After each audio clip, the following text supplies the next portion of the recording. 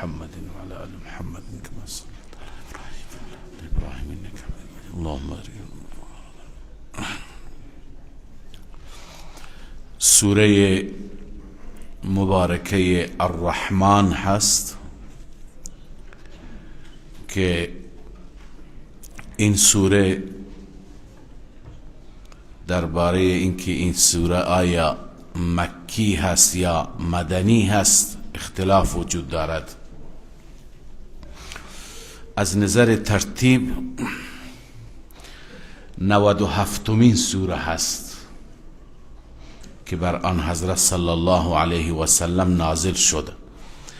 اگر به این ترتیبش نگاه بکنیم میشه از سوره های مدنی، چنانچه در اکثر این قرآن ها نوشته سوره مدنی هست، چون قبلا خدمت شما عرض کردم سوره هایی که در مکه مکرمه نازل شدند 85 تا سوره بودند، بقیه سوره ها در مدینه طیبه.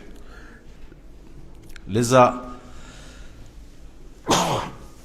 به اون اعتبار این سوره مدنی هست. اما بر اساس بعضی از روایت ها که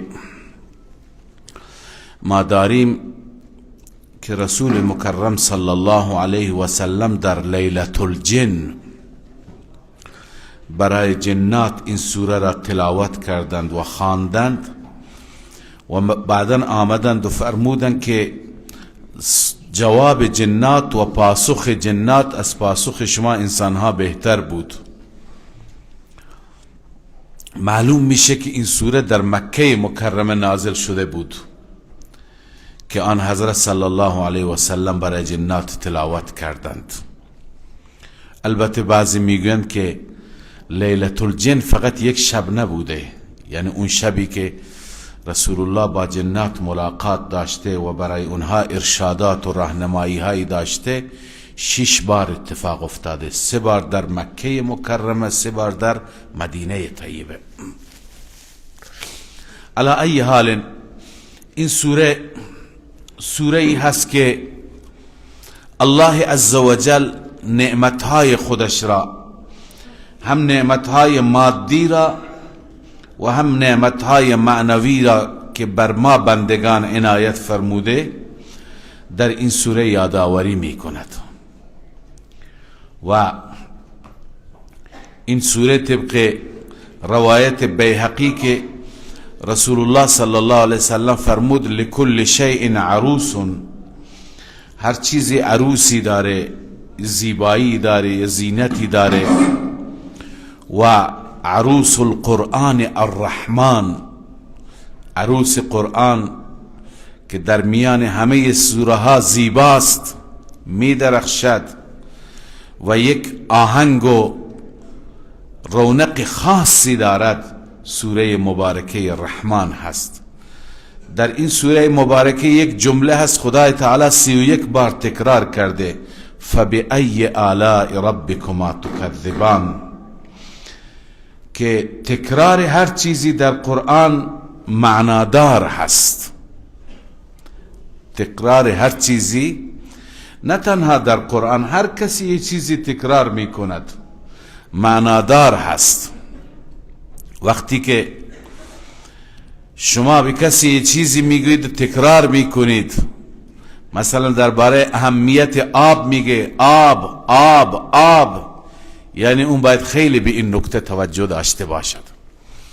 خدای عزوجل این جمله را که در این سوره 31 بار تکرار کرده این معنادار هست. این می طلبد که بندگان توجه کنند، بندگان فکر بکنند. اون جمله چیه؟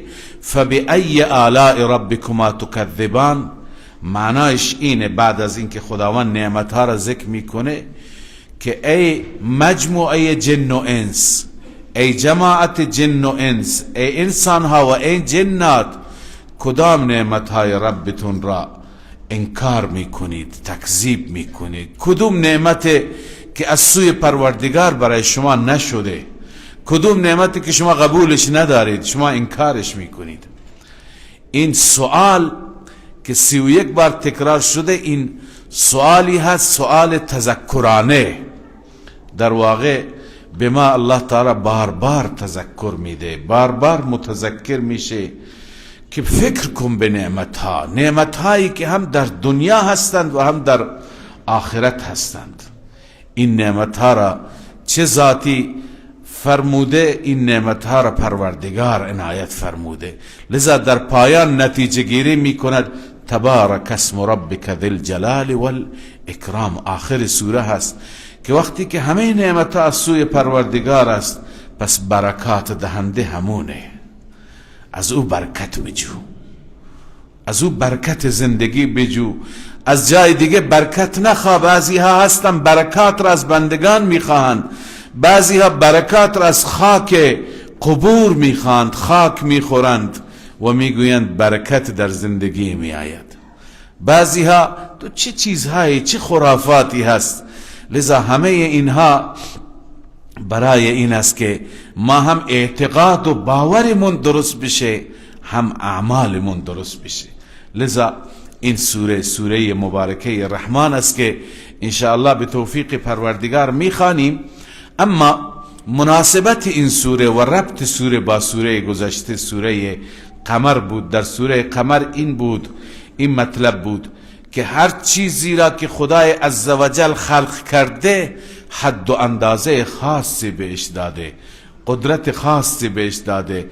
هیچ چیزی و هیچ کسی نمیتواند از اون حدی که دارد، از اون اندازه‌ای که الله برایش تعیین کرده، از اون فراتر برود، از اون بالاتر برود.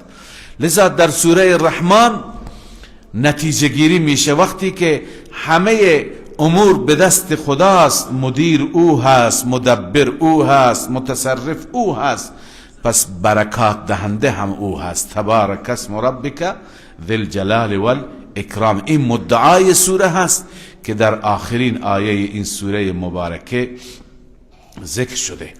اما این سوره را الله عزوجل آغاز می فرماید با نام بلند خودش، با اسم بزرگ خودش، الرحمن. الرحمن به ذاتی گفته میشه که رحمتش عام هست، رحمتش خصوصی نیست، رحمتش عام هست، همه را در بر میگیرد. تنها رحمتی که نازل میکنه، تنها نعمتی که میفرسته برای بندگان مخصوصش نیست، برای اولیایش نیست. میبینیم در دنیا همین طوره. به همین خاطر میگن یا رحمان الدنیا، ای ذاتی که رحمت تو در دنیا وسیع هست، در دنیا فراوان هست. بعد از این الرحمن خدای عزوجل رحمتهای و نعمتهای ذکر میکنه که مخصوص ما مسلمانان نیست. این نعمتها را خدا هم به ما داده، هم به غیر مسلمانان داده. کفار را هم این نعمت داده. مثلا خلق الانسان، انسان را خلق کرد. علمه البیان، به او قدرت بیان و زبان داد. الشمس والقمر بحسبان، ماه، خورشید، و النجم و الشجر یسجدان، درخت، بوته، و السماء، آسمان، زمین، همه این نعمت ها را ذکر میکنه. اینا مگه فقط مال ما مسلمان ها هستند؟ لذا بعد از واژه رحمان، بعد از کلمه رحمان، نعمت های ذکر میشه که این نعمت ها عمومی هستند، این نعمت ها خصوصی نیستند. بنابراین رحمان معنیش همینه، یعنی اون ذاتی که چنان رحمتی میباراند که در بارش این رحمت ها هیچ فرقی بین مؤمن و کافر نیست، بین دوست و دشمن نیست. لذا الله میفرماید الرحمن. و این صفت یکی از صفات ویژه است، یعنی اطلاق این صفت و گفتن این صفت برای غیر خدا جایز نیست. جایز نیست غیر خدا را انسان رحمان بگوید، حتی پیامبر را. رحمان فقط صفت الله است. بعضی صفتهای دیگه هستند که برای بندگان مجازاً اطلاق می شوند. مثلا قبلا خدمت شما ذکر کرده بودم صفت رحیم. الله تعالی در قرآن کریم مجازا به رسول الله گفته بالمؤمنین رؤوف الرحیم، نسبت به مؤمنان هم رؤوف است هم رحیم است. اما صفت الرحمن صفتی هست که مخصوص پروردگار است، حتی به صورت مجاز جایز نیست که شما کسی دیگر را بگویید. به همین دلیل رحمان نامگذاری کردن، کسی را اسمش را بگذاری رحمان درست نیست، عبدالرحمن باید بگویید. رحیم چرا گنجایشش هست؟ با توجه به همون معنای مجازی. میگویم محمد رحیم، خیلی اسمشون است محمد رحیم، چون صفت محمد در قرآن رحیم آمده، لذا رحمان درست نیست.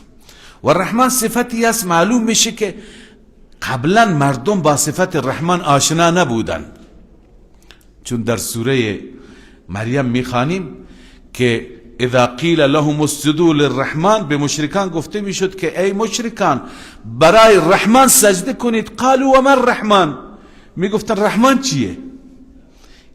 نسبت به بقیه صفات خدا آشنا بودند اما با صفت رحمان آشنا نبودند. این صفت ویژه‌ای هست که در قرآن کریم آمده. لذا الله میفرماد الرحمن، یعنی ذاتی که صفاتش چنان، رحمتش چنان وسیع است، نعمتهایش چنان در بین صفات، هم صفات مادی ذکر شده هم صفات معنوی. در این رحمتها و نعمتها هم نعمت معنوی ذکر شده هم نعمت مادی. اما اول نعمت معنوی، معلوم میشه که نعمت معنوی فضلش بر نعمت مادی بیشتره. یعنی رزق و روزی فراوان داده، به یک انسان دیگه نعمت معنوی داده، علم داده، دین داده، تقوا داده، خدا ترسی داده، توفیق کارهای بزرگ داده، پس این افضل تر است. این که نعمتی چی دارد؟ معنوی. اما یکی اگر هر دو تا را داشته باشد، این که نور علی نور است، هم معنوی داره و هم مادی داره. پس مقدم نعمت معنوی هست، به همین خاطر اول معنوی را ذکر کرد. علم القرآن، این نعمت معنوی و روحانی است. رحمان آن ذاتی هست، معلوم میشه از همه نعمت هایی که خدای عزوجل بر ما بندگانش، بالخصوص این امت آخر، بر همه ما دارد، از همه بزرگتر نعمت قرآن است، بقیه نعمت ها بعدن. چون این نعمت قرآن چنان نعمتی است که اگر این را ما درست به کار ببریم، درست استفاده بکنیم، هم زندگی دنیای ما درست میشه، هم زندگی آخرت ما درست میشه، همه چیز درست میشه. پس علم القرآن، الله عزوجل خودش مستقیما قرآن را تعلیم داده. معلم اول قرآن الله عزوجل هست، به رسول الله صلی الله علیه وسلم تعلیم داد. وعلمك ما لم تكن تعلم وكان فضل الله عليك كبيرا. ای محمد صلی الله علیه وسلم، خدا به تو یاد داد اون چیزی که تو نمیدانستی. این قرآن است. قرآن را الله تعالی، لفظ قرآن را، قرائت قرآن را، مفهوم قرآن را، بیان قرآن را، همه را برای رسول الله عز وجل یاد داد. لذا به واسطه رسول الله به ما بندگان ناچیز هم خدا قرآن تعلیم داد. علم القرآن، قرآن را یاد داد که بندگان چگونه زندگی خودشون را به وسیله قرآن درست کنند. معلوم میشه که زندگی بدون راهنمایی قرآن هیچ درد نمیخوره، مطابق رضای پروردگار نیست. باید زندگی، تمام ابعاد زندگی، در زندگی ما چی داریم؟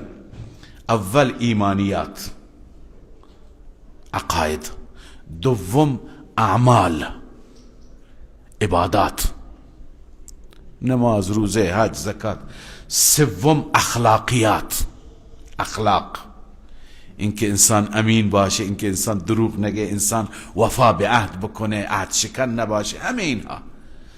چهارم معاملات، پنجم حقوق، آداب معاشرت، آداب معاشرت. بالاخره این نکاح و ازدواج هست، بقیه حقوق هست، همه و همه اینها چی هستند؟ اینها را قرآن یاد میده. قرآن درباره اول عقاید، سوره های مکی شما خواندید، همین سوره های حوامیم فقط درباره اعتقادات و باورها و ایمانیات تا آخر قرآن همینا رو میخوانیم. اعمال بعد در سوره های مدنی اعمال را میخوانیم که چطور نماز، چطور حج، زکات، همچنین معاملات بعد میاد، اخلاقیات میاد، معاشرت میاد، حقوق میاد، همه اینها را قرآنی. لذا باید زندگی را ما بر اساس اینها تطبیق بدیم، بر اساس اینها ما تنظیم کنیم. به این خاطر قرآن است، نه به خاطر اینکه تاقچه بر روی تاقچه به عنوان تبرک گذاشته بشه. نه، علم القرآن خلق الانسان. اینها یک چیزی هم خدمت شما عرض بکنم که الله عزوجل ابتداءً 9 تا دلیل عقلی ذکر می فرماید. اولین دلیل عقلی خود الرحمن، یعنی چنان ذاتی است که همه برکات را، همه نعمتها را، همه رحمتها را به صورت عام می بینیم. هر کسی زیر رحمت خداست، هر کسی زیر سایه نعمت او هست. این دلیل عقلی بر اینکه واقعا این پادشاه مقتدر و پادشاه بسیار مهربان و رحم کننده ای هست. دلیل دوم خلق الانسان، این انسان را با این کمالات خلق کرد. سبحان الله. انسان، حالا هر یکی از اینها بحث دارد، تفسیر دارد، اگر ما به تفسیر و توضیح اونها بپردازیم قرآن تمام نمیشه، فرصت ما کم است. من اشاره میکنم فقط. خلق الانسان، انسان را انسان فکر بکنه چه کمالات انسان دارد. انسان با این قد و قواره‌اش، با این وزن و قیافه‌اش نسبت به بقیه مخلوقات هیچی نیست. هزاران انسان به اندازه یک کوه نمیشن، ولی این انسان را الله تعالی طوری آفریده، طوری خلق کرده که این انسان بر تمام بر و بحر حکومت میکنه. بر زمین هم حاکم انسان است، دریا هم انسان حکومت میکنه، در جو و فضا هم انسان است. الان پا گذاشته در سیارات دیگر، به کرات دیگر، کجا و کجا داره میره، چه اکتشافاتی، چقدر عقلی این انسان کار میکنه. این انسان را الله عزوجل داره چه نبوغی، چه صلاحیت های بین داده. بقیه حیوانات را نگاه کن، 10 برابر انسان وزن داره، قد و عرض کنم قیافه داره، ولی انسان با یک لگام او را تابع میکنه، انسان بر او سوار میشه، انسان او را ذبح میکنه، از شیرش استفاده میکنه، از گوشتش استفاده میکنه، از پوستش استفاده میکنه. تمام دنیا در خدمت انسان. پس یکی از آثار قدرت الله عزوجل وجود خود این انسان است. این انسان را الله چطور پیدا کرده؟ این عرض کنم که دست و پا انسان را خدا خلق نکرد، باز یک سری کمالات و صفات به انسان داد. اون کمالات زیاد هستند، اما خداوند یکی که از همه عمده ترین است ذکر می فرماید علمه البیان. به این انسان الله عزوجل بیان تعلیم داد. سبحان الله. این بیان و این که من و شما میتونیم اون احساس درونی خودمون را، اون چی که در داخل ما هست، در قلب ما هست، درون ما هست، او را راحت بیان بکنیم. این هم یکی از نعمتهای بسیار بزرگ پروردگار است. بقیه حیوانات، بقیه مخلوقات نمیتونن صحبت بکنند. حیوانی گاهی که شما مالکش هستید، شما صاحبش هستید، دردی داره، مشکلی داره، شما اصلا نمیدونه گرسنگیه، عفونت، درد چیه، دردش را میکشه میمیره تا آخر برای کسی نمیتونه چیزی بگه. ولی انسان قدرت بیان داره که پیچیده ترین چیزهایی که در دلش هست راحت و زیبا اونها را چی میکنه؟ بیان میکنه. پس این که به انسان الله قوه نطق داده، انسان را به همین خاطر میگه حیوان ناطق، که ناطق هست، نطق دارد، سخنوری دارد و با نطق و سخن خودش تمام ما فی الضمیر و درون خودش را ابراز و اظهار میکند. این هم یکی از آثار قدرت پروردگار. این دلیل دیگری هست، دلیل سوم هست. چهارم، الشمس والقمر بحسبان. این خورشید و این ماه، اینها شب و روز در حال جریان هستند. ای یجریان بحسبان، بر اساس یک حساب خاص. اینها بر اساس حساب اینا چیکار میکنن؟ برای ما حساب ایجاد میکنن. با یک گردش کامل میشه یک روز، با 7 گردش میشه 7 روز، با 30 گردش میشه یک ماه، با 365 گردش میشه یک سال. ما هم همچنین. لذا همه حسابهایمون، هم حسابهای مادی و هم حسابهای عبادی، ماه رمضان داریم برایش آمادگی میکنیم، همین ماه هست که گردش میکنه و برای ما ماه رمضان را میاره، ماه حج را میاره، ماه محرم را میاره، ماهای رابطه با خدا را میاره. و همچنین اینها بغیر از اینکه این بر حسابها را ایجاد میکنه به حسبان، معنای دیگرش اینه که بر اساس یک حساب و یک تنظیم خاص جاری هستند. چطور؟ یعنی خورشید وقتی که جاری هست، در این جریان و در گردش خورشید منافع خاصی هست. مثلا بعضی از منافع را ما میبینیم. خورشید به زمین و اهل زمین، به انسان انرژی میده. بسیاری از منافع در بدن ما هست که این منافع از خورشید به دست می آیند و بسیاری از کمبودها گاهی در بدن ایجاد میشه.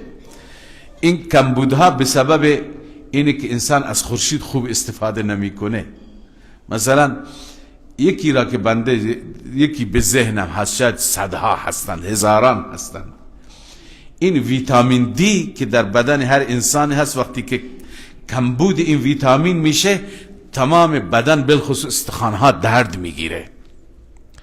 حالا دکتر بری شما وقتی که تشخیص بده که این ویتامین دی بدن شما کمبود داره، میگه چیکار کنم؟ میگه من یک قرصی میدم، این قرص یا یک آمپول میدم، این جبران میکنه، ولی اصل این ویتامین به وسیله خورشید جبران میشه.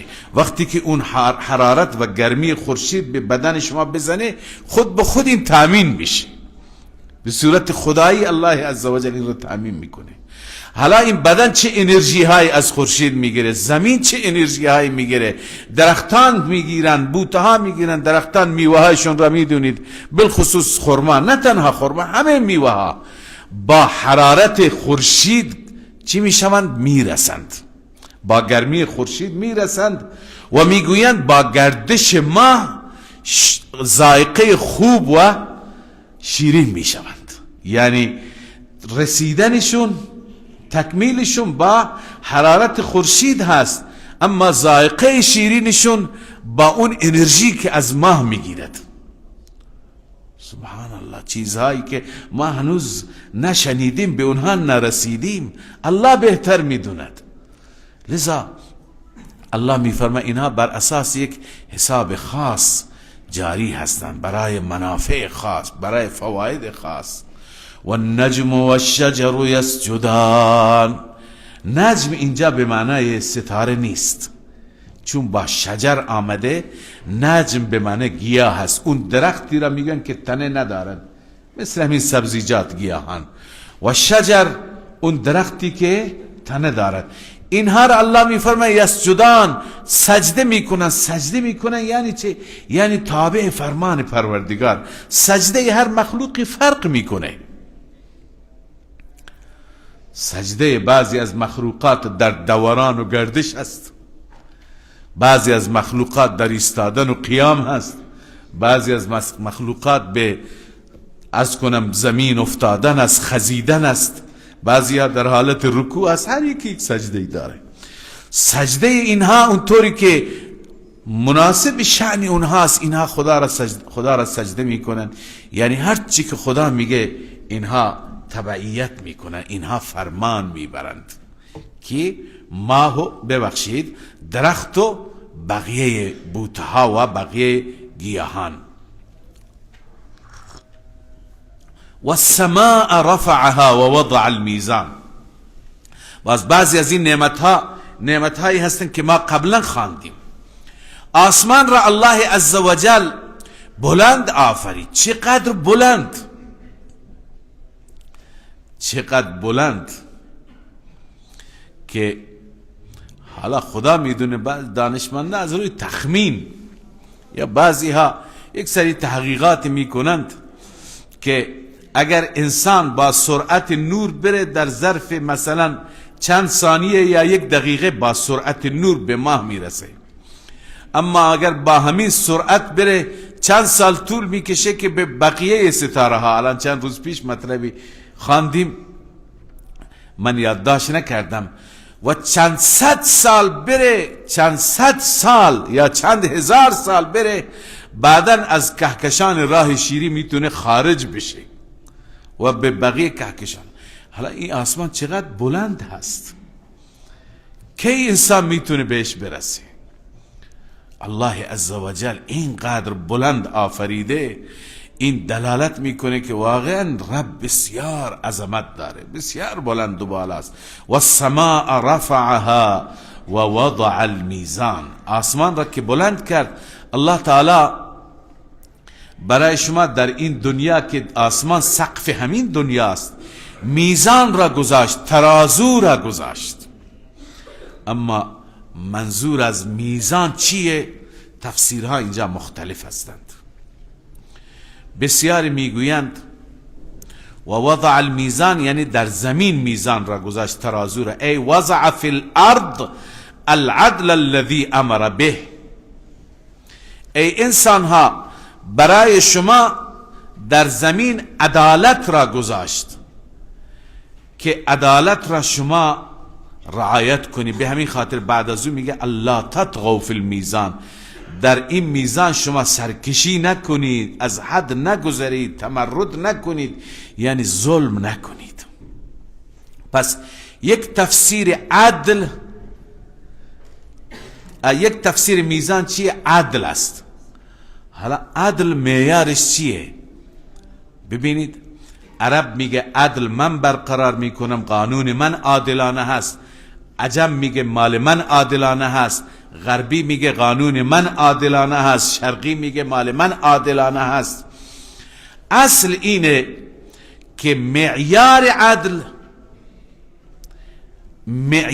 عدل کتابهای الهی هستند، کتابهای آسمانی. حد و اندازه عدل را اینها مشخص میکنند. در این زمان معیار عدل قرآن مجید است. لذا الله تعالی می فرماید عدالت را چی بکنید؟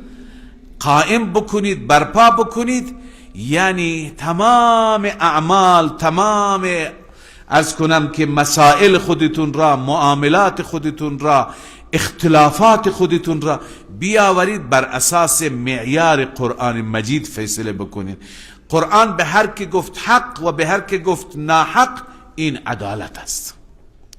پس علی هذا المیزان القرآن، تفسیر قرطبی میگه بر اساس این تفسیر میزان میشه. اصل میزان یعنی عدالت، تفسیر میزان میشه قرآن. لان فیه ما یحتاج الیه. در قرآن هر چیزی که ما نیاز داریم هست. قبلا خدمت شما عرض کردم، چه عقاید و باورها، چه اعمال، چه اخلاقیات، چه معاملات، چه بقیه مسائل،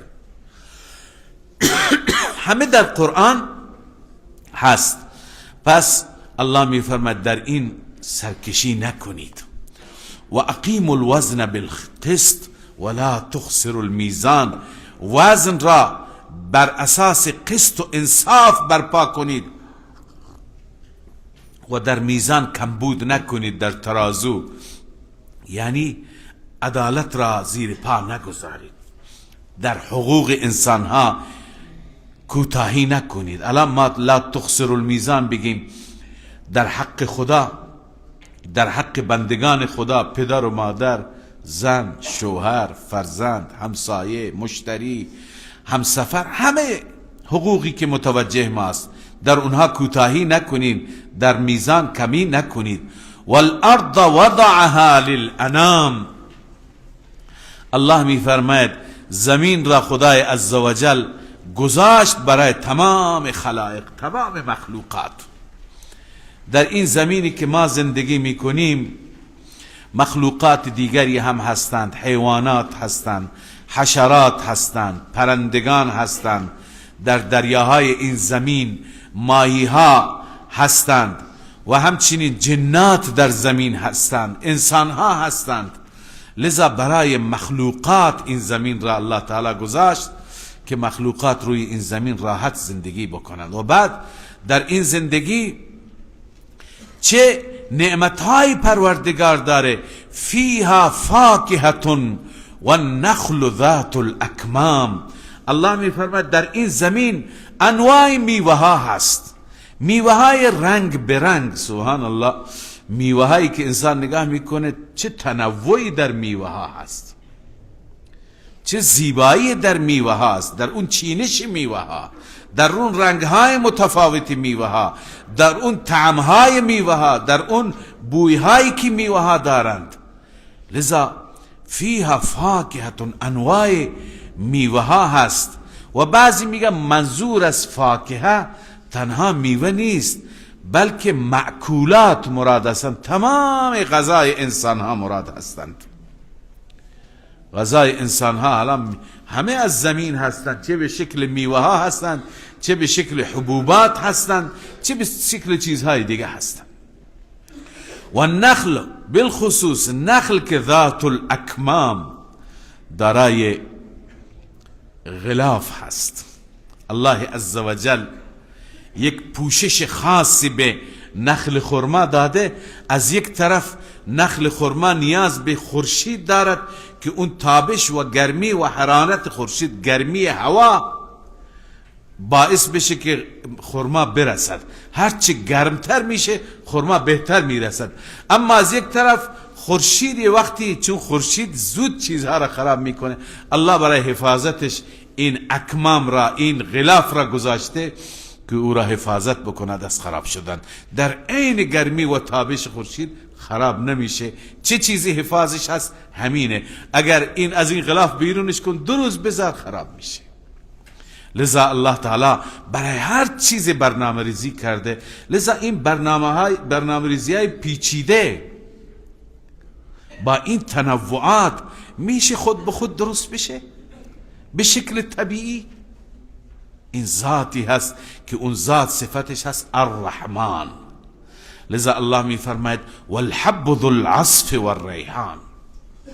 و علاوه از این میوه ها و علاوه از نخل خرما والحب، بقیه حبوبات که عبارت از گندم، جو، برنج، عرض کنم که بقیه حبوبات، ماش، عدس، نخود، لوبیا هست، چیزهای دیگه هستند که اینها بسیاری خودشون غذای حیوانات هستند. اون پوستهشون، کاهشون اون غذای حیوانات است. والحب ذو العصف والریحان. و همچنین حبوبات که دارای پوسته هست، دارای کاه هست، اشاره می کند که هم به فکر غذای شما هست. الله تدبیر فرموده برای خوراکی های شما و هم خوراکی حیوانات شما که اونم باز شما، چون حیوانات چاق و فربه میشن، باز میشه خوراک شما. در جای دیگه میفرمه متاعا لکم ولانعامکم. اینها برای بهره‌گیری هم شما و هم چارپایان شما. الله میفرمه والریحان. و همچنین ریحان، منظور از ریحان هر گلی هست که عطر خوبی داره، بوی خوشی داره. منظور از ریحان این سبزی ریحان که در فارسی ما بهش ریحان میگه این نیست. اینم میتونه یک بخشی از اون باشه، یک عضوی از اون باشه. ریحان هر سبزی را میگند، هر چیزی که میروید خوشبو هست. هو کل مشموم طیب الریحان من النبات، هر نباتی، هر بوته‌ای که میروید بوی خوش دارد، بوی خوب دارد. لذا الله تعالی میفرماید انواع حبوبات، پوستهای اونها، انواع گلها و خوشبویها، انواع میوهها، اینها را کی برای شما پیدا کرد؟ الرحمن. لذا الله بعد از این میفرماید فبأی آلاء ربکما تکذبان. معنیش این صیغه تثنیه هست، دو گروه را خطاب کرده. ای دو گروه، ای دو جماعت جن و انس، کدوم نعمتهای ربتون را شما قبول نمی کنید، تکذیب می کنید؟ کدوم نعمت از طرف پروردگار نیستند؟ همه از طرف پروردگار. از عرض کردم این جمله چند بار تکرار شده؟ 31 بار. این قابل توجه هست. درسش و فقهش و اون چیزی که میگیریم از این جمله اینه که خدای تعالی از ما بندگان انتظار داره، از ما مخلوقات چه جن چه انس، که ما به نعمتاش فکر کنیم.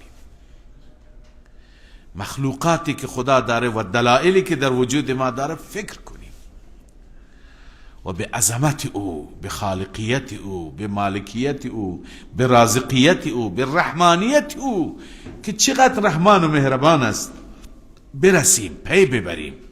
لذا الله می فرماید ای جماعت جنات و انسان ها، کدوم نعمتها را، آلا نعمتهای ربتون را تکذیب می کنید؟ کدوم را قبول نمی کنید؟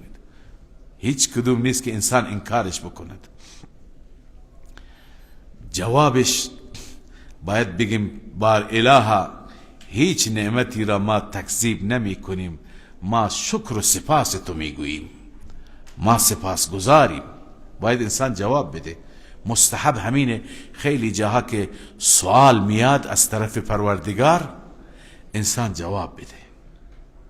مثلا در سوره تین آمده الیس الله باحکم الحاکمین، آیا الله احکم الحاکمین نیست؟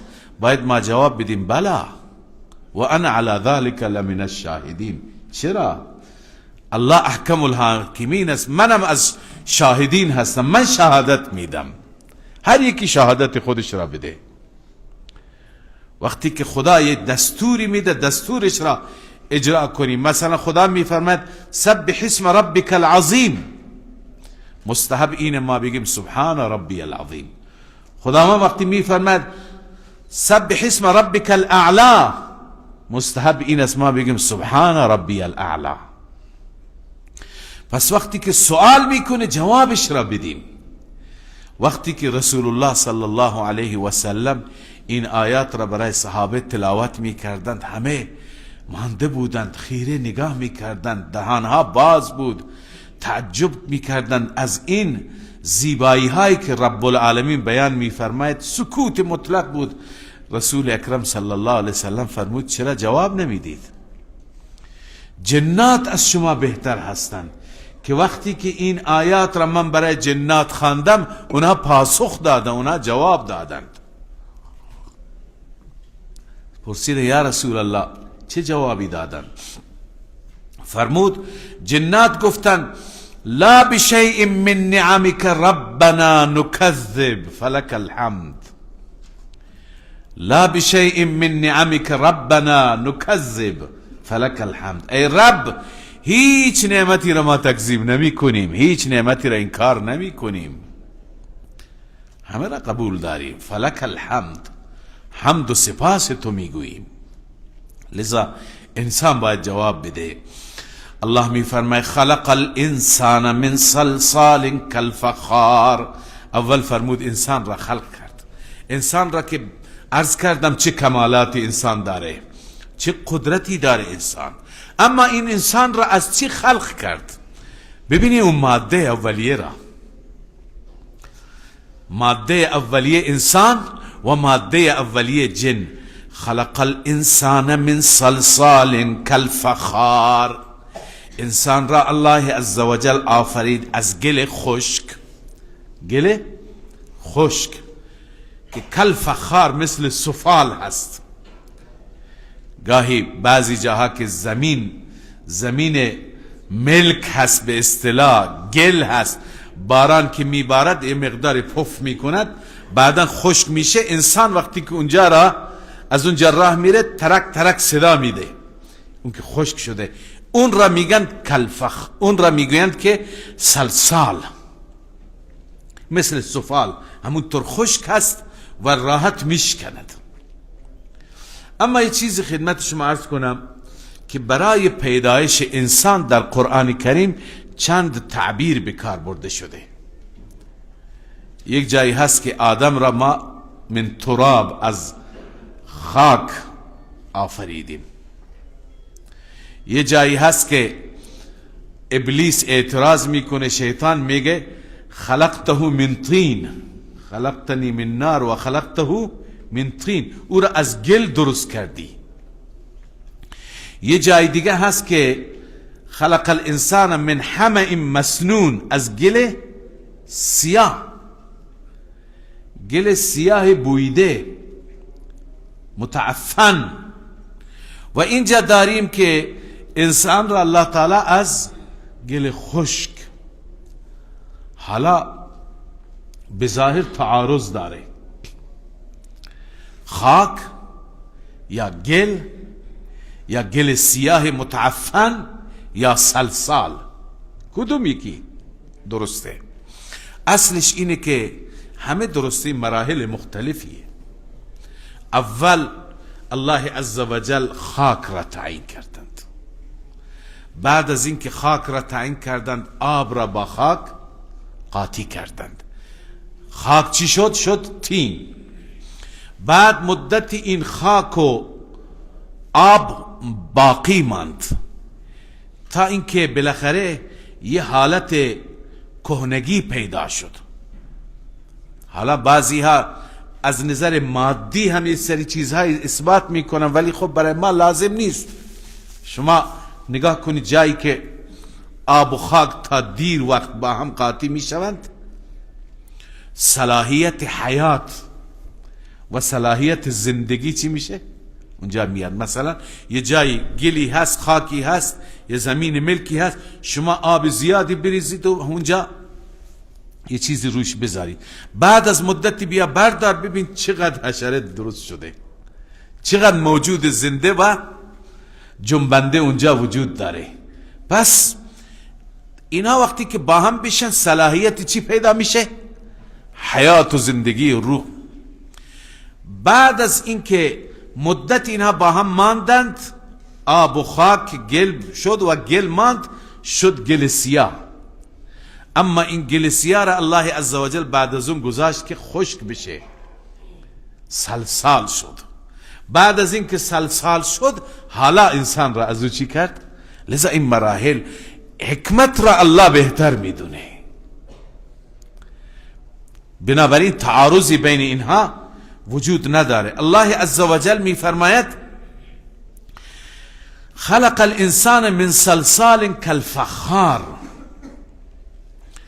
از سلسال که این سلسال مثل سفال، خشک و قابل شکستن. و خلق الجان من مارج من نار، جان میگویند، بعضی میگن که ابوالجن هست، پدر جنات. همونطور که آدم چی هست؟ ابوالبشر هست، جان ابوالجن هست، لذا اسمش میگن جان بوده. تمام جنات از نسل او هستند. او را الله عزوجل آفرید من مارج من نار، از شعله از آتش، شعله از آتش. حالا بعضی از علما از نظر مادی و فطری که یک سری صلاحیت هایی در انسان و جنات هست یا یک سری اخلاقیاتی که هست، هم با اینجا ربط میدهند. الله بهتر میدونه. ببینید هم جن و هم انسان از عناصر چارگانه پیدا شده. عناصر چارگانه چی هستند؟ آب هست، خاک هست، گرمی و آتش هست و هوا هست. این عناصر چارگانه هم در وجود انسان هست، هم در وجود جنات هست. اما در انسان ماده خاکش غالبه و الا عنصر یکی هست. در انسان ماده خاکش غالبه، در جن ماده چی غالبه؟ آتش. و بعد خاک را نگاه کنید که خاک همیشه زیر پاها هست. آتش را نگاه کنید، آتش شعلهش میزنه بالا. به همین دلیل در انسان تواضع و پایین قرار گرفتن غالب است. انسان فطرتا متواضع، مگر زمانی که شیطنتش به اندازه باشد که اون فطرت را فراموش بکند و عرض کنم شیطنت بزنه بالا، متکبر بشه. و جن معمولا نخوت و تکبر و غرور و سرکشی در اوجی هست، بالاست، بیشتر هست، مگر اینکه ایمان و عرض کنم که شرع مبین دستورات خدا او را هم بیاره پایین و او را متواضع بگردانه. لذا این هر دو را اون مسیر شریعت چی میکنه؟ در مسیر اعتدال قرار میده. لذا الله عزوجل میفرماید انسان را آفرید از گل خشکی که مثل سفال هست و جن را آفرید من مارج من نار، از شعله از آتش. فبأي آلاء ربكما تكذبان، ای جماعت جنات و انسان ها کدوم یک را تکذیب میکنیم؟ حالا ببین اینها دو تا عنصر متفاوت هستند، دو مخلوق متفاوت هستند، اینا چطور میتونن در کنار هم باشند؟ الله عزوجل چند تا نمونه دیگه ذکر میفرماید. رب المشرقه، این دلیل دیگری هست عقلی، حساب رفت یا پنجم یا ششم. رب المشرقین و رب المغربین، اون ذاتی هست که رب مشرق هست و رب مغرب. مشرق و مغرب را مشرقین هم میگن، مغربین هم میگن. ببین مشرقین و مغربین وقتی که خورشید بیه به طرف استوا قرار بگیره، اون طرف جانب مخالف غروب میکنه، خیلی گرم میشه. و وقتی که جانب مخالف استوا قرار بگیره مغرب، اون طرف برعکس غروب میکنه، خیلی هوا سرد میشه. ولی چطور اینها در کنار هم میتونن قرار بگیرند؟ الله آن ذاتی هست. بعضی گفتن فی الشتاء و الصیف، مشرقین در زمستان و الصیف در تابستان. رب مشرقین هست و رب مغربین هست.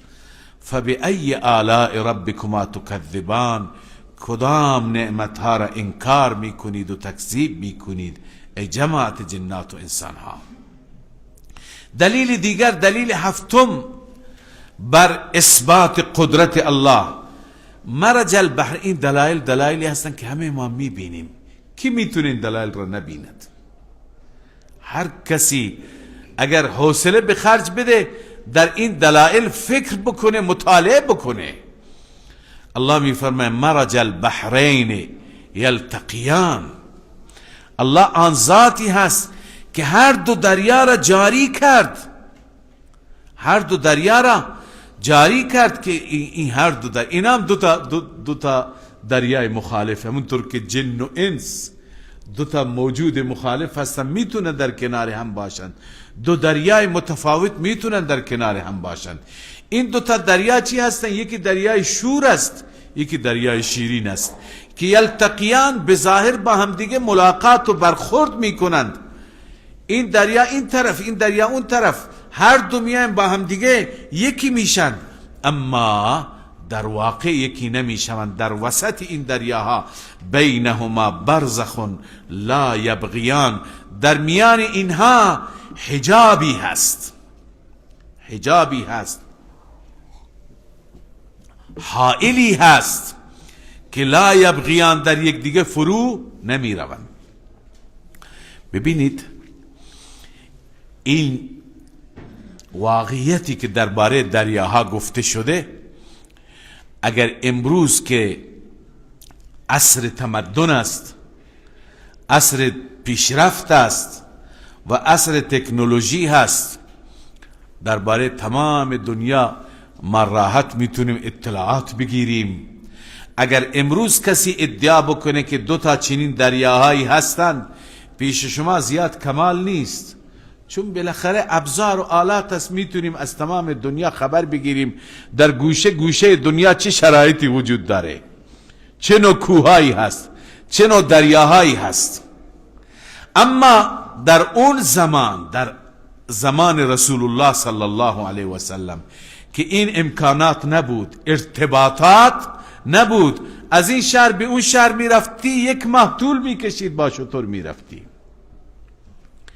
لذا در اون زمان این کلام که بر آن حضرت صلی الله علیه و سلم نازل شد و درباره این نوع دریاها که خیلی از ماها هستیم هنوز ندیدیم این دریاها را، ولی هست.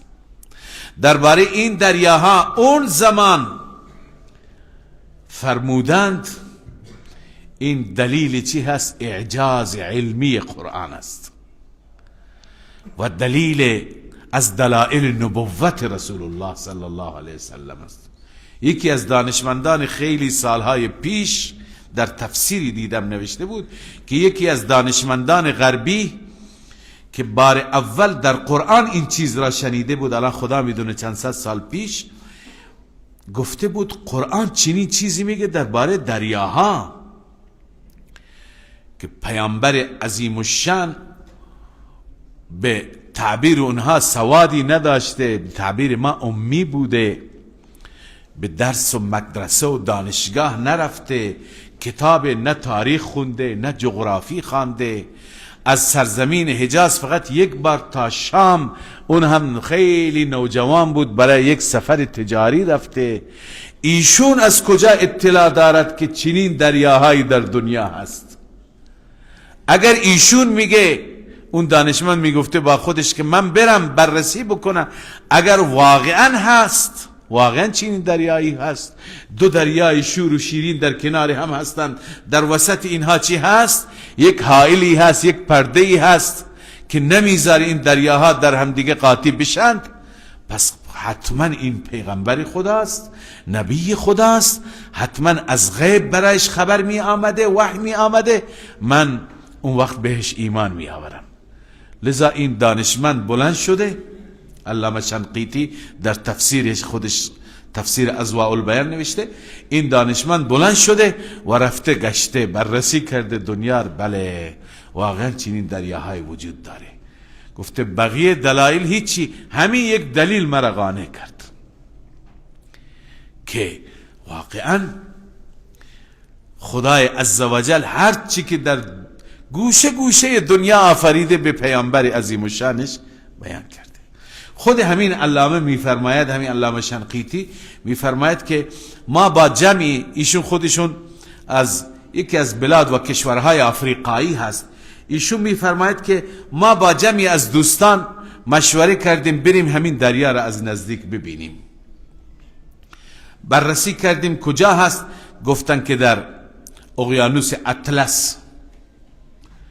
اونجا عرض کنم که در دریایی هست به نام دریای سنگال، شهری هست به نام سانرویز، اونجا چنین چیزی هست. ما حرکت کردیم و اونجا رفتیم، اونجا دیدیم بله این طرف دریای شور هست، این طرف دریای شیرین هست، این 2 تا دریا موج میزنه میاند، آبها در هم دیگه ولی دوباره جدا میشن، گویا یک وسط یک پرده نامرئی و غیر قابل رویتی هست که نمیگذاره این آبها با هم قاطی بشن.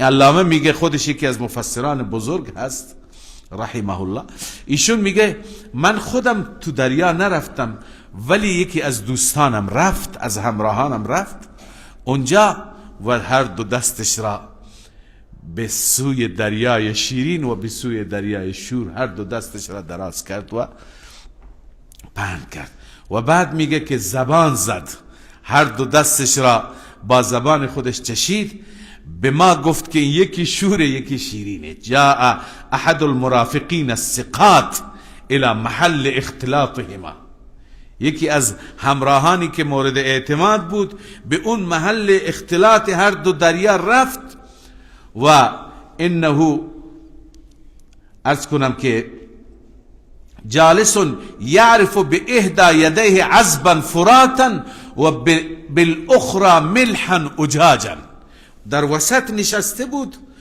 و دستهایش را اون آبی که تو دستهایش بود میچشید. گفت یکی خیلی شیرینه و یکی خیلی شور و تلخه، در حالی که این آبها با هم دیگه برخورد میکرد ولی هیچ آبی از آب دیگه متأثر نبود. چرا؟ الله عزوجل یکی از پرده های نامرئی را که اونجا گذاشته بود اینجا در قرآن برای من شما بیان میکنه.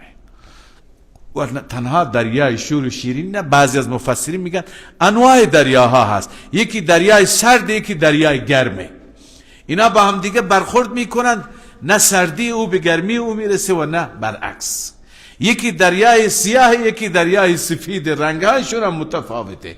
لذا تنوع انواع دریاها هست در این دنیای بالاخره بزرگ یا کوچک ما که این آثار هست، این آثار قدرت هست.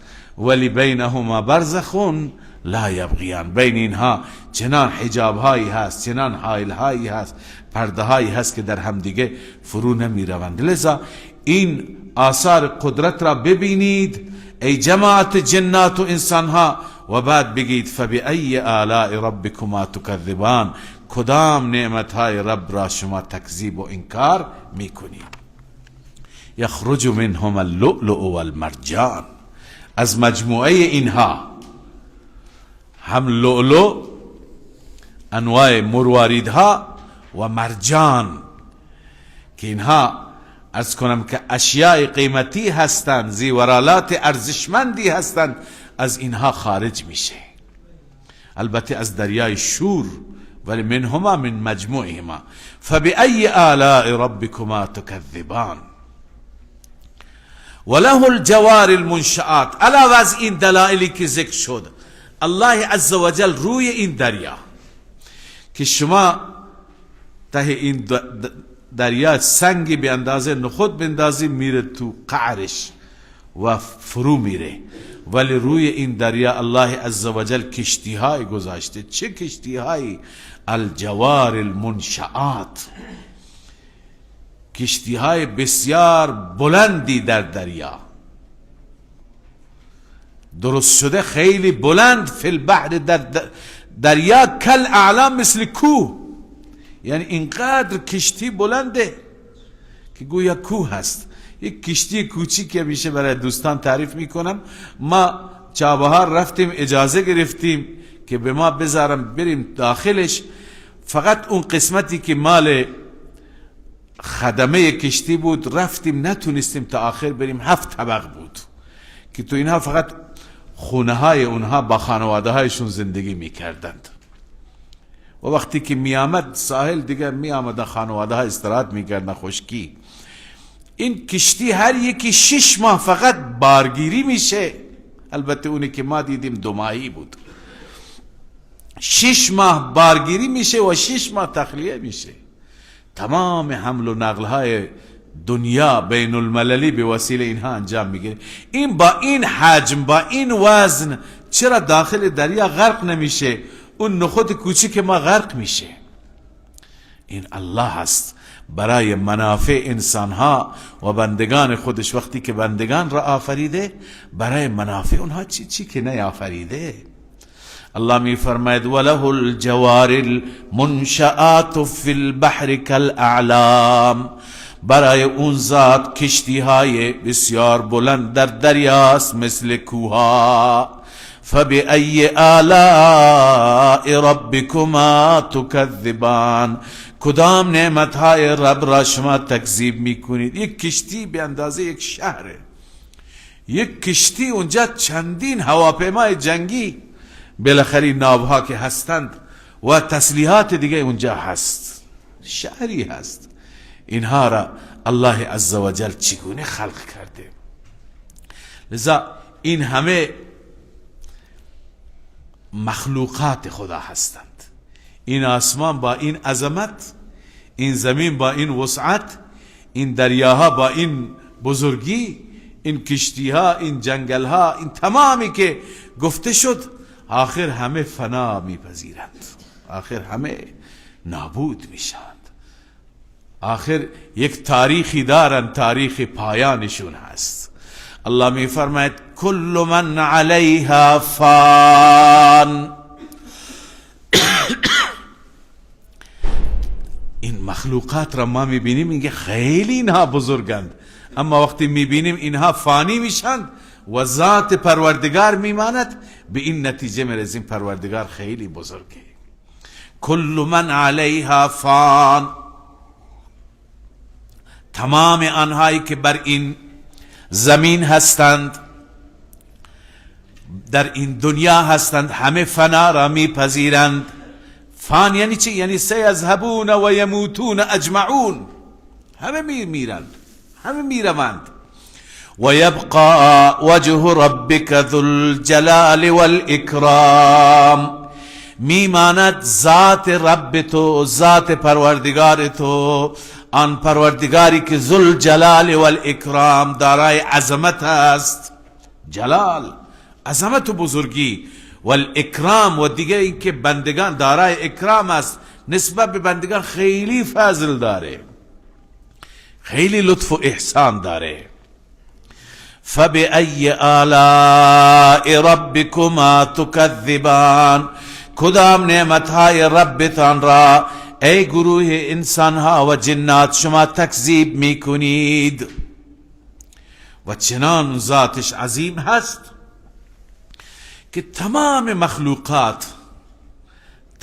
مخلوقات در آسمان، در زمین، از فرشته گرفته تا جن، تا انس، تا حیوانات، تا پرنده ها، تا ماهی ها، تا مورچه ها، هر چی میخواند از او میخواند.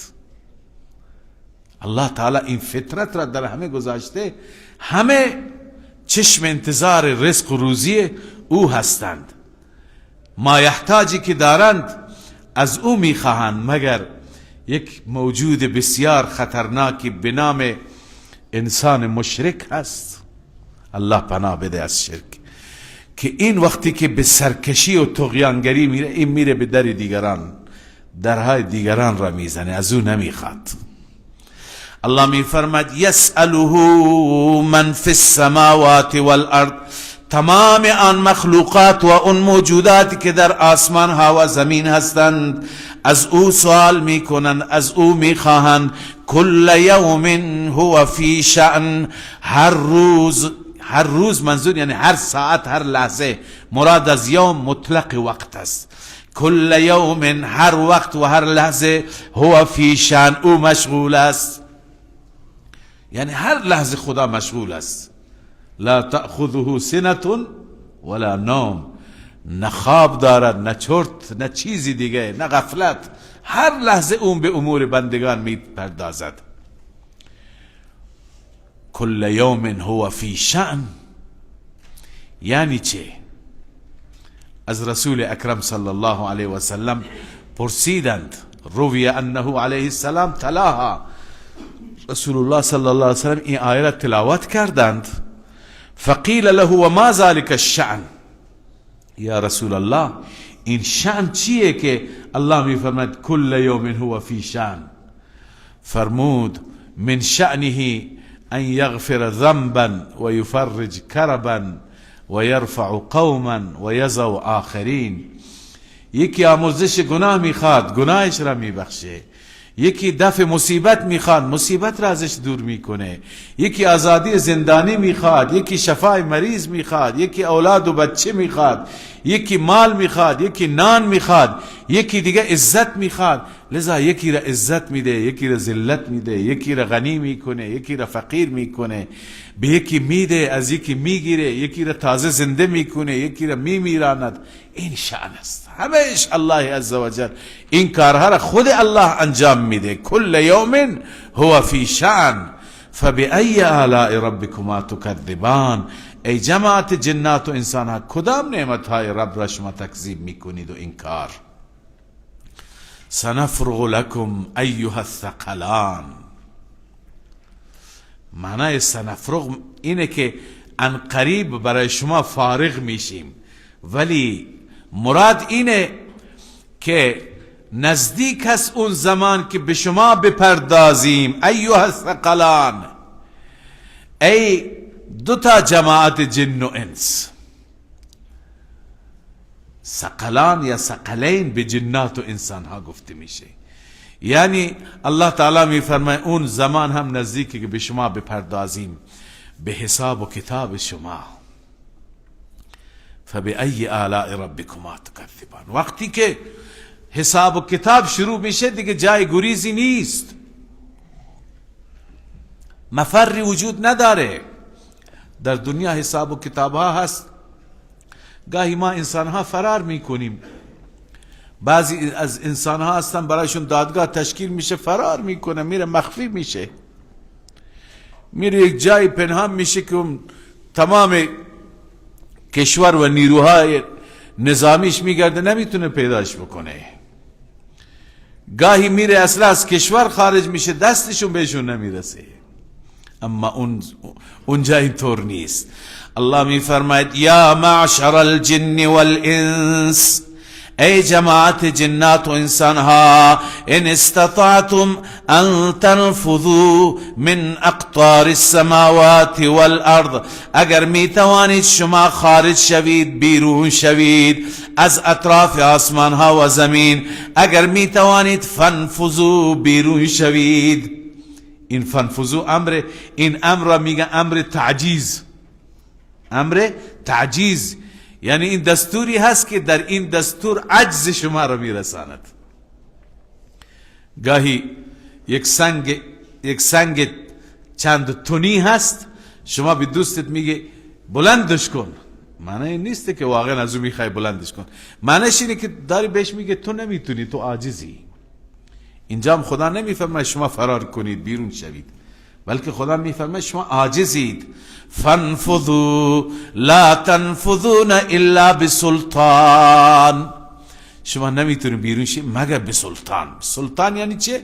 الا بامر الله، اگر خدا بخواد چرا از حساب و کتاب نجات بیابید. فبأي آلاء ربكما تكذبان، کدام نعمت های پروردگار را شما تکذیب میکنید؟ این عجز عند الحساب بود و حال می آید عجز عند العقاب. وقتی عذاب خدا بیاد هم شما عاجزید. یرسل علیکما شواظ من نار، فرستاده میشه، ارسال میشه برای شما شواظ، شعله های از آتش، و نحاس و دودی. بعضی گفتن شواظ آتش بدون دود و نحاس دود بدون آتش، که این هم انسان را خفه میکنه. و نحاس و دودی فلا تنتصران، فلا تنتصران یعنی فلا تمتنعان، نمیتونی خودتون را از اون مانع بشید، حفاظت کنید. فبأي آلاء ربكما تكذبان. لذا این زمان عذاب کی هست؟ چه زمانی؟ چه وقتی؟ الله بیان میفرماید این زمانی هست که این زمین و آسمان با این عظمت و وسعت تکه تکه میشه، این آسمان شکافته میشه. فاذا انشقت السماء، زمانی که شکافته میشه آسمان، پاره پوره میشه آسمان. فکانت وردتا کالدهان، این رنگ نیلگونی آسمان تبدیل به چی میشه؟ وردتا، قرمز میشه. کالدهان، مثل چرم قرمز یا مثل پوستی که رنگ شده و قرمز شده هست. فبأي آلاء ربكما تكذبان. فيومئذ لا يسأل عن ذنبه انس ولا جان، در اون روز سوال نمیشه از گناهش، نه انسان و نه جن. سوال نمیشه که تو چه گناهی کردی، بعضی اینو گفتند. سوال نمیشه. چرا سوال نمیشه؟ چون که از چهره مشخص میشه که این گناهکاره. و بعضی الله پناه بده بعضی گناهان هستند اینجا آدم تشخیص نمیده، اونجا از چهره ها تشخیص میده این انسان داره چه گناهی بوده. همون حدیث شنیدید شب معراج رسول الله صلی الله علیه وسلم رفتند انواع گناهان را ذکر کردند که بعضی ها میفرماید دیدم که از دو طرف دهانشون را پاره میکنند، بعضی ها را دیدم که سنگ بزرگی به سرشون میزنند، بعضی ها را دیدم که روده هاش، هر یکی نوعی گناه داشت. اونجا انسان تشخیص میده، همونطور که در دنیا خیلی چیزها را شما افراد را با شکلشون یا با لباسشون تشخیص میده، خیلی افراد را با لباس میشه تشخیص داد. این آقا نظامیه، این عادیه، این نظامی از کدام ارگان است، از کدام گروه است. بعضی بالاخره اصناف هست لباسهای خاصی دارن، اونجا شکلهای خاصی دارن، لذا هیچ که سوال نمیکنه، از شکل میشناسه.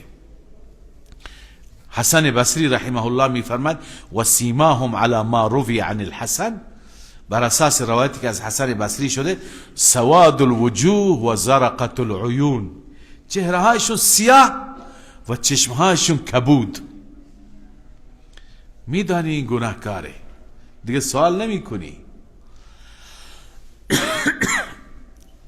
لذا الله می فرماید فیومئذ لا یسأل عن ذنبه انس ولا جان، سوال نمیشه از گناهش انسان و نه جن.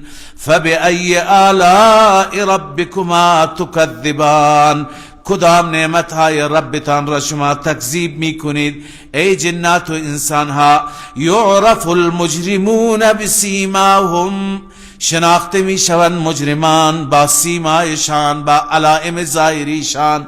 فیؤخذ بالنواسی والاقدام، این مجرمان گرفته میشوند از ناحیه ناصیه، از ناحیه پیشانی.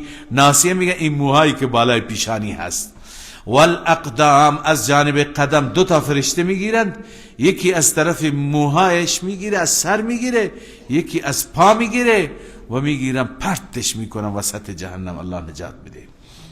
فیؤخذ بالنواسی والاقدام فبأي آلاء ربكما تكذبان هذه جهنم التي يكذب بها المجرمون. الله می فرماید این جهنم هست، اون جهنمی که تکذیب می کردن این را مجرمان در دنیا تکذیب می کردن، می گفتن اینا افسانه هست، اینا داستانه، اینا شعره. همونطور که خیلی از انسانهای این زمان مسخره می کنند. چرا مسخره می کنند؟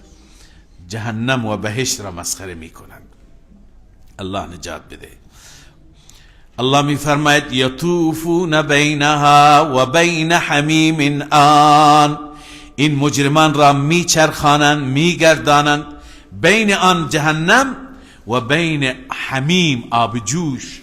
یک قسمت آبجوشش هست که آن یعنی خیلی داغ، آن مبالغه حمیم هست. آبجوش خیلی داغ و خیلی پر حرارت. فبأي آلاء ربكما تكذبان، پس به کدام نعمتهای ربتان تکذیب میکنید ای جنات و انسان ها؟ لذا تا اینجا تخویف بود از احوال هولناک جهنم ذکر شد که انسان را میترساند. بعد از این الله عزوجل تبشیر بیان میفرماید، بشارت. فقط یأس و نومیدی نه، بلکه امید هم هست. کسانی که بندگان خوب خدا باشند، بندگانی که در وجود اونها تقوا و خوف هست. همیشه بهشت شرطش تقوا و خوف هست. برای اونها نعمتهای عجیب و زیادی ترسد. مقام ربه، از ایستادن در محل گریه میکنه خدایا چه جوابی بدم؟ من خیلی کوتاهی دارم، ضعف دارم. مقام معنیش هست موقف الذي يقف فيه العباد للحساب يوم القيامة. ببینید علامت ترس چیه؟ اینکه من شعار بدم، گریه بکنم خدای من میترسم و اشک بریزم و بس، این نیست علامت ترس. علامت ترس بر اساس گفته امام نصفی در تفسیر مدارک، میترسد از مقام رب، یعنی موقفه الذی یقف العباد فیه للحساب، از اون موقفی که هر بنده برای حساب می ایستد در روز قیامت. می ترسد. اثر ترسی فترک المعاصی، اثر ترس اینی که معاصی را ترک میکنه. اگر من و شما معاصی و گناهان را ترک کردیم پس واقعا می ترسیم. پس مبارکی. گناه چشم، گناه گوش، گناه زبان، گناه دست و پا، گناه معاملات، لذا همه گناهان، حقوق ترک کرد انسان پس می ترسد. الله می فرماید برای این انسانی که خاف مقام ربه، می ترسد از ایستادن در محضر رب، جنتان، انواع بهشت هست. اینجا جنتان تثنیه آمده، دو تا باغ هست اگر ترجمه لفظی بکنیم. بسیاری گفتن که دو تا باغ نیست، بلکه این جنتان برای تکرار است، انواع باغات است، انواع جنات است. بعضی گفتن جنتان دو نوع باغ هست، دو نوع باغ هست، چون در این سوره خطاب به دو گروه هست، گروه جن و گروه انس. بسیاری از علما معتقدند که بهشت انسان ها با بهشت جنات فرق میکنه، چون مایحتاج انسان ها با مایحتاج جنات فرق میکنه، ویژگی های انسان و همچنین جهنمشون هم فرق میکنه. اما بعضی میگن نه یکی هست، چون اینجا هست لم یطمثهن انس قبلهم ولا جان، معلوم میشه یک بهشته یک جهنمه، ولی خود تنوع هست. لذا انواع باغات. فبأي آلاء ربكما تكذبان ذواتا افنان، این باغات دارای انواع شاخهای بلند و بالا، شاخ و برگ، یعنی خیلی شاخهای بارونق و شاخهای زیبا دارند، یک زیبایی خاصی و تراوت خاصی بخشیدند. فبأي آلاء ربكما تكذبان فیهما عینان تجریان، در اونها عینان چشمهایی هستند که جاری هستند. بعضی میگن دو تا چشمه، یکی اسمش تسنیم است در سوره های دیگه آمده، یکی سلسبیل است. تسنیم و سلسبیل چنان چشمهایی هستند که انسان وقتی که اون آب را می نوشد، هر چی که انسان خورده با یک آروغ همه چی میشه هضم میشه و بعد نیاز به فضولاتی هم نیست، بلا نسبت ادرار و مدفوع، بلکه عرقی از بدن انسان خارج میشه به برکت همون چشمه ها که بوی اون عرق از بوی عود و مسک هم خوشتر و معطرتر است. الله می فرماید فبأي آلاء ربكما تكذبان، ای جماعت جنات و انسان ها کدام نعمت های ربتون را انکار میکنید؟ فیهما من کل فاکهة زوجان، در اون بهشت از هر نوع میوه هست. زوجان دو نوع، بعضی گفتن اینم زوجان تثنیه برای تکرار یعنی انواع، بعضی گفتن نه زوجان دو نوع، یک نوعش معروف یک نوعش غیر معروف. معروف همونهایی که شما در دنیا چی با اونها آشنا هستید، در دنیا چی میوه‌ای داریم، سیب، پرتقال، انار، انگور، موز، انبه، این تمام این یک نوع هست، اینایی که برای شما معروف. یک نوع دیگه اصلا شما ندیدید، پس دو نوع میوه ها هستند. فبأي آلاء ربكما تكذبان متكئين على فرش بطائنها، همه این بهشتی ها تکیه دادند بر فرش رخت خوابهایی که بطائنها آسترهای اونها، آستر داخلی، من استبرق، از چی هست؟ از ابریشم زخیم هست. و جن الجنتین دان، و رسیده میوه های هر دو. عرض کنم که بهشت یا همه بهشت ها دان که نزدیک انسان، یعنی در دسترس انسانه،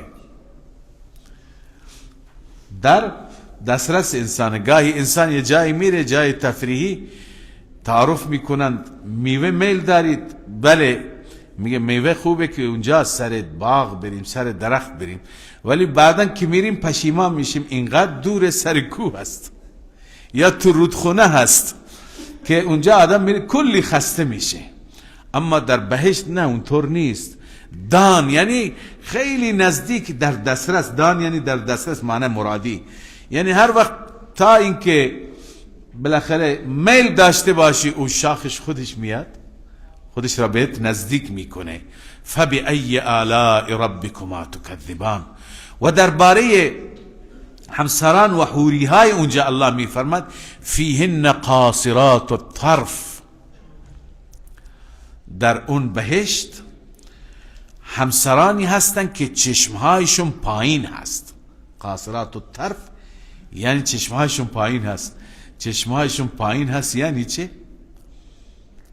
معناش اینه که بس این نیست که اونجا همین احکام دنیاست. اینجا مثلا به زن گفته میشه، به مرد گفته میشه چشمش را پایین بگیر، یغضضن من ابصارهن یغضوا من ابصارهم، سر را پایین بگیر.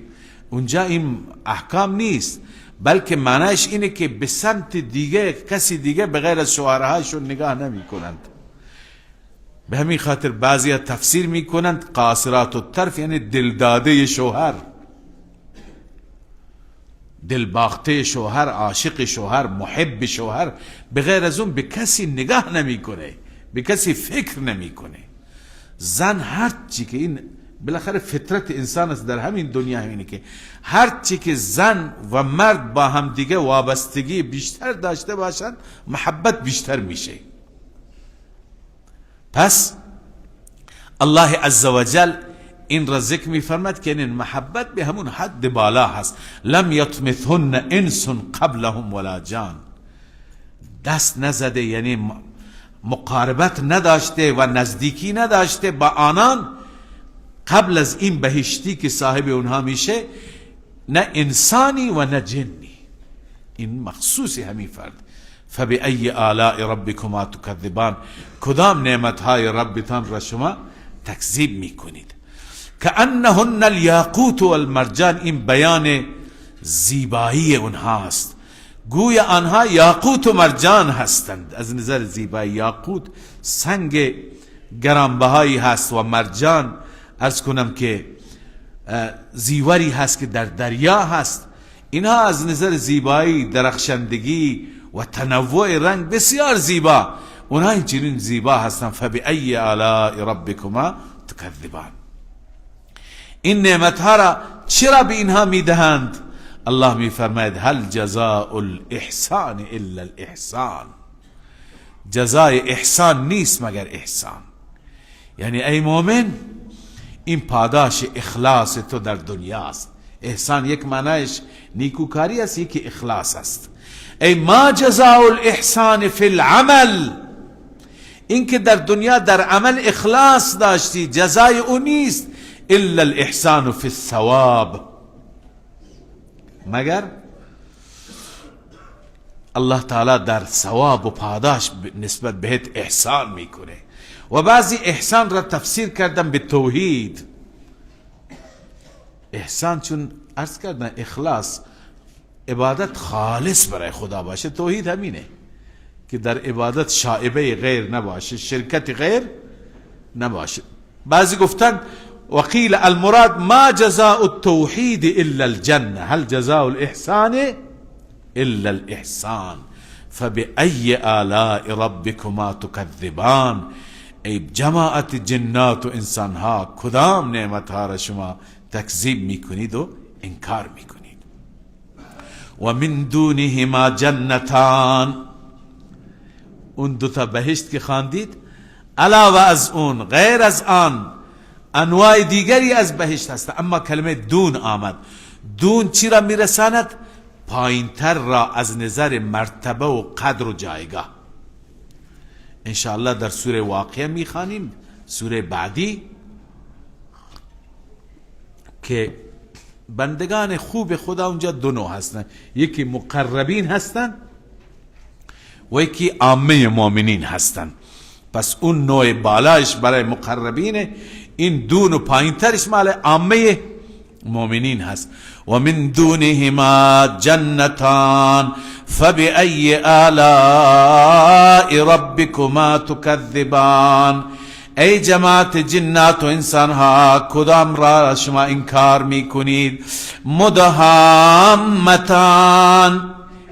این وقتی که گفته شد دون پایین تر است، فکر میکنی که این باغی هست که درختای اندکی داره. به این خاطر الله میفرماید مدهامتان. مدهامتان از ماده ادهیمام است. ادهیمام به معنی سیاهی، خیلی سیاه. منظور اینه که از بس که درختان گنجان و زیاد و انبوه هستند، نگاه میکنی اصلا تمام سیاهی میبینی. مدهامتان ای سوداوان من شدت الخضر، قرطبی گفته یعنی درختانشون سیاه معلوم میشه از بس که زیاد سبزند. فبأي آلاء ربكما تكذبان فیهما عینان نضاختان. در آن بهشت چشمه هایی هستند که فواره میزنند. نضاختان یعنی فواره میزنند. فبأي آلاء ربكما تكذبان فیهما فاکهة و نخل و رمان. الله می فرماید در آن باغات انواع میوه ها، نخل خرما، رمان، انار، انواع اینها هستند. فبأي آلاء ربكما تكذبان. ای انسان ها و جنات، کدام را شما تکذیب میکنید؟ فیهن خیرات حسان. در اون بهشت بهترین زنها هستند. خیرات بهترین ها، حسان یعنی زیباترین ها.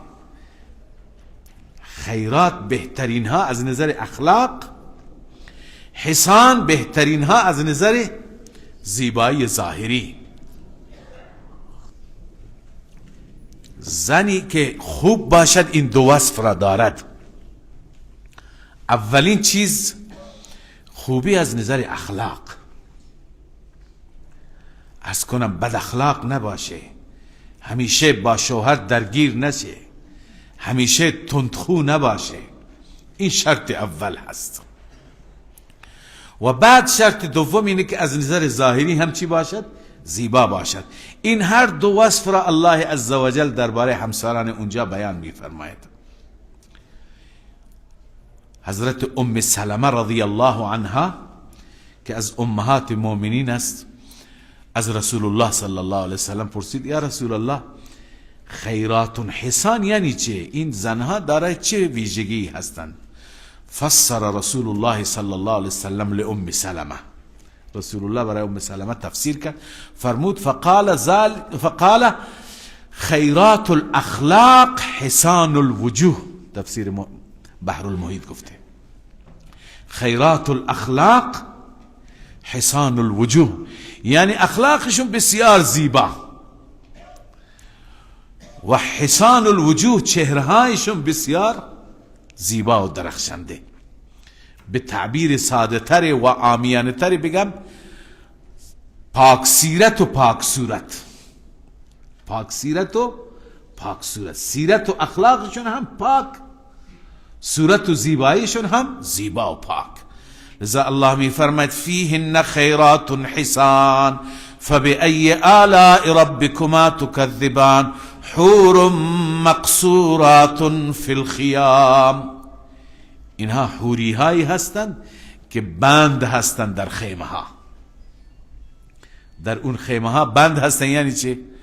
یعنی زندانی هستند؟ نه، یعنی اونها بغیر از صاحب خیمه به کسی دیگه توجهی نداره. همون چیزی که اونجا خواندید، فقط اونا دنیای اونها بزرگترین چیز اونها صاحب خیمه هست، همین مردی که با اونها زندگی میکنه. فبأي آلاء ربكما تكذبان متكئين على رفرف خضر وعبقري حسان. سبحان الله، الله عز وجل تمام زیبایی ها را همونجا جمع کرده. خداوند نصیب من و شما بگرداند. الله می فرماید که اینها تکیه دادن علی رفرف، بر بالش های نگارین، بالش های زیبا نگارین، خضر که سبز رنگند، و عبقری و همچنین قالیچه هایی که حسان بسیار زیبا هستند، بسیار خوشگل و زیبا هستند این قالیچه ها. لذا پشتی ها و بالش های رنگ به رنگ نگارین سبز رنگ و قالیچه های بسیار منقش زیبا که اونجا برای بهشتی ها هستند. فبأي آلاء ربكما تكذبان. ای جماعت جنات و انسان ها، کدوم نعمت ها را انکار میکنید؟ نعمتی نیست که انسان او را قبول داشته نباشد، چه نعمت مادی، چه معنوی، چه دنیوی، چه اخروی. همه نعمت ها از سوی پروردگار هستند. وقتی که ولی نعمت او هست، صاحب نعمت او هست، به این نتیجه میرسیم تبارک اسم ربک ذی الجلال والاکرام.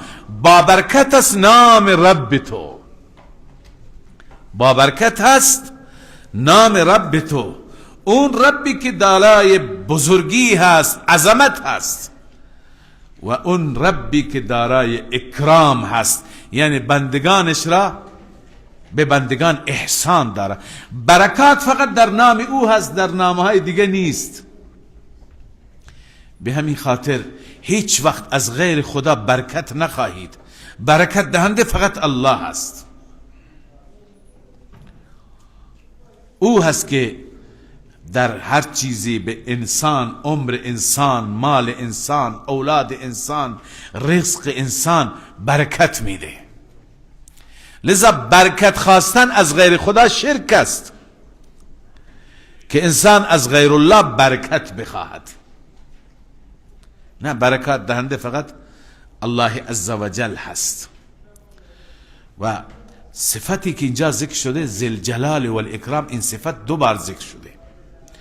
در حدیث هم آمده که شما هر وقتی که دعا می کنید متوسل بشید به این صفت پروردگار، بگوید یا ذل جلال و الاکرام.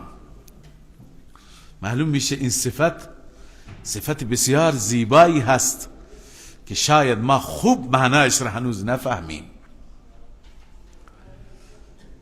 وقتی که شما با این کلمه دعا کنی یا ذل جلال و الاکرام، انشاءالله دعای شما قبول میشه، حاجت شما برآورده میشه.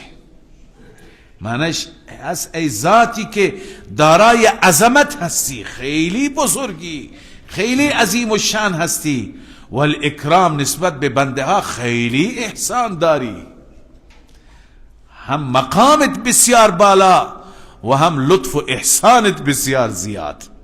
لذا بعد از این میگه به من عطا کن فلان چیز را. انشاءالله برو برگشت نداره، دعا مقبول میشه وقتی که از صدق دل باشه. الله عزوجل به همه ما این اعتقاد را، اعتقاد ایمانی را و اعتقاد توحیدی را عنایت بفرماید. الحمد لله رب العالمین والصلاة والسلام على سيدنا سيد الأنبياء وخاتم النبيين وعلى آله وصحبه أجمعين. يا ذا الجلال والإكرام، يا ذا الجلال والإكرام، يا ذا الجلال والإكرام، أصلح لنا شأننا كله ولا تكلنا إلى أنفسنا طرفة عين. يا حي يا قیوم یا ارحم الراحمین. الها پروردگارا بر ما لطف بفرما، بر ما احسان بفرما، خیرات دنیا و آخرت را به ما نصیب بفرما. پروردگارا بهترین های دنیا و آخرت را که بهترین ها ایمان کامل هست، فهم صحیح کلام الله هست، تقوای کامل هست، دین کامل هست، خدا ترسی هست و دنیای صالح و رزق حلال و بالاتر از همه و رضوان من الله اکبر، رضای مولا هست. پروردگارا اینها را به ما عطا بفرما، نصیب ما بگردان. پروردگارا از ما راضی و خوشنود باش، ما را از بندگان مؤمن و مخلص خودت قرار بده، ما را از بندگان خدا ترس و خدا جو قرار بده. پروردگارا نفس و شیطان را بر ما غلبه نده، ما را بیشتر از این مغلوب و شکست خورده نفس و شیطان قرار نده. به ما توفیق توبه نصوح نصیب بفرما که تا آخر عمر بر صراط مستقیم، بر طاعت و بندگی، بر مسیر طاعت و بندگی استقامت داشته باشیم. اله العالمین بر ما رحم بفرما، بر ما لطف و کرم بفرما و اله العالمین از فضلت، از لطفت، از احسانت، از این نعمت هایی که در این سوره زیبا، در این عروس القرآن بیان فرمودی، از این نعمت ها چه در دنیا چه در آخرت ما را محروم نکردن، ما را بهرمند بفرما یا ذا الجلال والاکرام، ما را بهرمند بفرما، مشکلات زندگی ما را حل بفرما، بدخواهان را پروردگار ناکام بفرما، اونهایی که نسبت به ما، نسبت به مجموعه ما، نسبت به برادران و خواهران ما، نسبت به همدینان و همکیشان ما نظر بد دارن، اراده سوء دارن، پروردگارا توطئهشان را، مکرشان را، نظرشون را به خودشون برگردان، با خودشون مشغول بگردان. پروردگار اله العالمین این قضایا و مشکلات را به نفع ما حل بفرما، به نفع ما پایان بده. پروردگار بر ما لطف بفرما، بر ما کرم بفرما، همه مشکلات ما را حل بفرما، مشکلات عزیزان ما را، مشکلات فردی را، شخصی را، دینی را، دنیوی را، اجتماعی را، سیاسی را، همه را حل بفرما. اله العالمین هر کسی دردی دارد، ای ذاتی که درمانها به دست تو هست، درمان بفرما. هر کسی که مشکلی دارد، ای مشکل کشا، حل بفرما. هر کسی که حاجتی دارد، ای حاجت روا، تو برآورده بفرما. فقط از تو میخواهیم، فقط در تو را دستک میزنیم، از کسی دیگه نمیخواهیم. ای برکات دهنده، در زندگی ما برکات عنایت بفرما، دنیا و آخرت ما را آباد بگردان، خاتمه ما را با ایمان بگردان، گذشتگان ما را غریق رحمت بفرما. ربنا تقبل منا انك انت السمیع العلیم و تب علینا انك انت التواب الرحیم. آمین آمین برحمتك یا رب.